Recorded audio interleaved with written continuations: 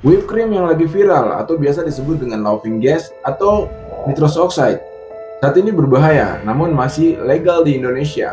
Sebenarnya, saking berbahayanya saat ini sudah di-ban, dilarang, ataupun dibatasi di negara-negara maju, contohnya di Belanda, di Prancis, dan di Inggris. Awalnya nitrous oxide ini digunakan untuk kebutuhan medis dan kuliner, tapi kini disalahgunakan sebagai zat adiktif untuk euforia sesaat. Literally sesaat, karena efek yang kau dapatkan dari pakaian nitrous oxide ini atau gas ketawa ini itu sangat singkat guys, hanya beberapa detik saja. Ketawa, habis itu drop, setelah itu harus hirup nitrous oxide lagi untuk ketawa, habis itu drop, dan setiap kali kau pakai itu efeknya berkurang. Jadi kau harus pakai dengan dosis yang lebih tinggi, dan ini akan bikin kau kecanduan.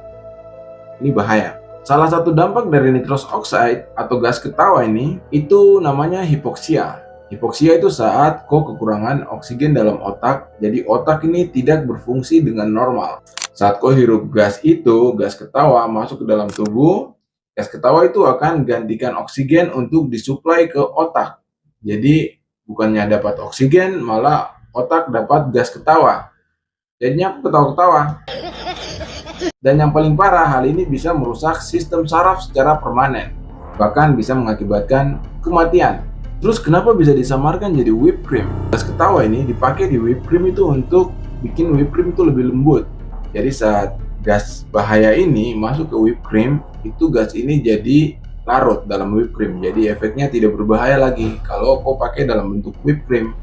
Masalahnya di Indonesia, budaya whipped cream itu nggak ada bro. Orang bangun pagi itu bukan cari pancake. Orang di sini tuh makannya itu nasi uduk, makan bubur ayam, makan lontong sayur. Jadi whipped cream itu out of context menurut saya. Kenapa ada emergency orang butuh whipped cream secepatnya?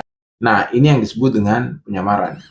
Jadi orang salah gunakan gas ini untuk nge-fly, untuk getting high. Parahnya gas ini dijual bebas, masih legal di Indonesia. Hal yang paling mengerikan itu karena saat kau pakai gas ini, laughing gas nih, kau akan tertawa sejenak, mungkin 1 menit, 2 menit, 3 menit. Setelah itu saat kau pakai ulang lagi, kau akan tertawa dengan jangka waktu yang lebih singkat. Nah, bahayanya di sini kalau efeknya menurun berarti kau butuh dosis yang lebih tinggi. Dan saat kau pakai dosis yang lebih tinggi, kemungkinan untuk kau kena efek samping yang berbahaya dari gas ini itu lebih besar. Salah satunya hipoksia, dan kau bisa juga kena cardiac arrest, di mana jantung berhenti berdetak dan kau tak bernafas lagi. Hal ini bisa menyebabkan pingsan, koma, atau kau ketuntuhan.